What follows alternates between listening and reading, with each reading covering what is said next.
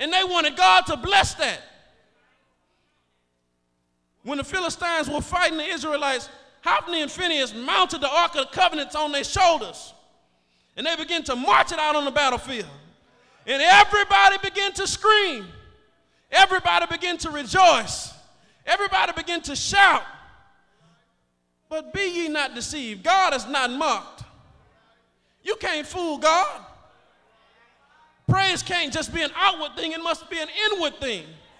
And God looks beyond the praise and sees the heart of a man.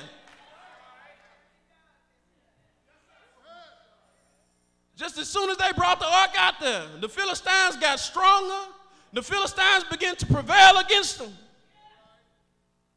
Ichabod.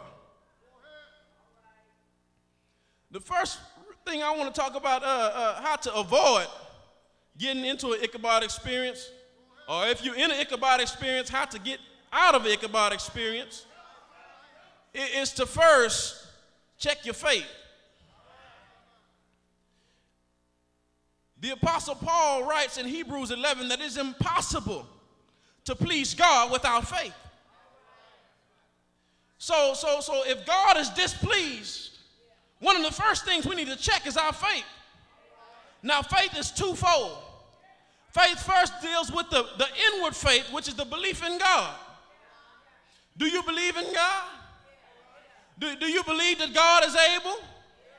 Do you believe that God is omnipotent? Do you believe that God is omniscient? Do you believe that God is ever present?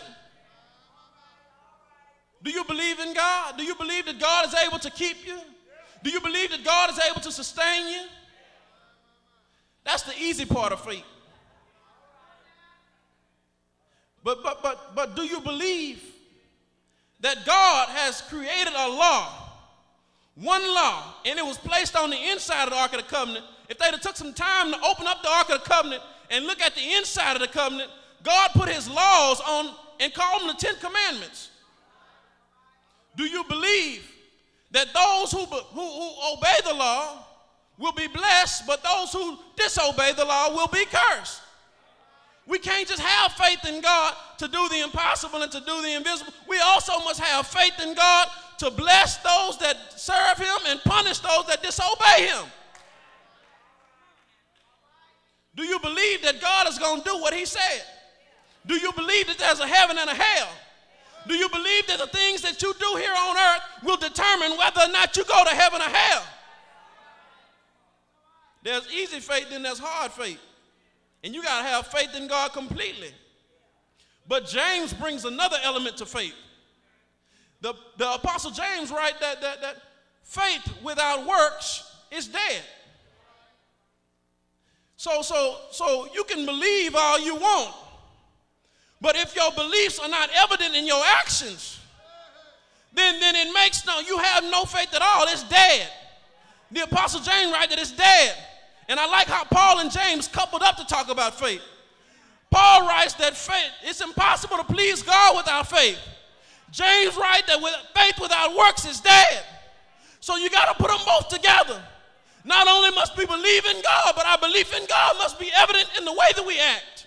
It must be evident in the way that we think. It must be evident in the things that we feel. It must be evident in the things that we say. It must be evident in how we treat people. Faith. You have to not only, yes, faith is the evidence, it's the substance of things hoped for, and the evidence of things unseen. That's the big part of it. You can go up to a bank right now if you need a loan, and if you have faith, they say you don't have good credit. You may not have good stature with the bank. You may not have nothing else, but if you got faith, that's the substance. That's all the substance that you need to get what you're hoping for. It's the evidence that you need to prove. The doctor may say you're going to die of cancer, but if you have faith the size of a mustard seed, you can move mountains. Your faith need to be evident in your works, James writes. So believe in God, yes, but then let the belief in God be evident in the way that we act and the way that we think and the things that we say and the emotions that we feel. The next thing we need to check if you want to get out of Ichabod or if you're trying to avoid Ichabod, is love. Love. Paul writes in 1 Corinthians that you can prophesy with the all kind of mysteries. You can speak in tongues with the best of them. Oh, you can be the best singer in the church choir. You can be the best usher on the usher board. You can be the best deacon on the deacon board. You can be the most preachingest preacher in the pulpit. But if you don't have love, love is the foundation for Christian ministry.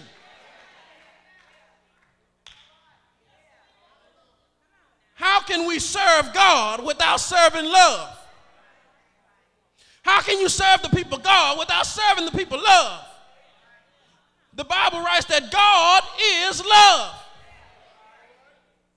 God is love. So how can we serve the people God without serving the people love? Love must be the foundation for ministry. Love, you have to love, not only do you have to love God with all of your heart, with all of your soul, and with all of your mind, but you also have to love each other. Love is patient. Love is kind. It's not envious. It does not boast. It's not proud. It's not selfish. It doesn't delight in evil. It rejoices in the truth. Love always protects. It always endures. Love never fails. One day all the preaching is going to be over. One day all the prophesying is going to be over. One day all the speaking in tongues is going to come to an end. Paul writes in 1 Corinthians, but love never fails. God is love. Hophni and Phinehas out there treating people bad, threatening to kill them if they didn't give them a portion of the offering. Not only did Hophni and Phinehas not love God, but they didn't even love the people. And then Eli loved God partially, because God put him in place as a judge. But Eli was putting his love for his sons above his love for God. I don't care how valuable something to you is in life. Don't put your love for something else above your love for God. If you're trying to avoid an Ichabod experience, or if you're trying to get out of Ichabod, you need to check what you got, what you loving. What are you loving above God? Do you love your children above God? Do you love money above God? Do you love yourself above God? If there's something that you loving above God, that's how you got to Ichabod experience. And because Eli didn't want to put his sons in check, he decided that he was going to just let it roll. And God sent one prophet to Eli in the 2nd chapter. And Eli let it roll. God sent Samuel to Eli again. And Eli let it roll. And God said, okay, apparently you don't love me more than you love your sons.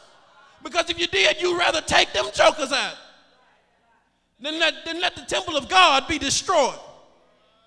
Where's your love for God at today? Do you love God with all of your heart, soul, and your mind? With everything that's in you? Or are you loving something else above God? Because you're on the way to an Ichabod experience. And then the next thing we need to check is the latter half to that scripture that I talked about earlier. Paul writes in Hebrews 11 that you must believe, first you must believe in God, but then you also must believe that he's a rewarder of those that diligently seek him. Have you been seeking God? Or have you been seeking yourself? Have you been seeking God, or have you been seeking the world? Have you been seeking God, or have you been seeking pleasure?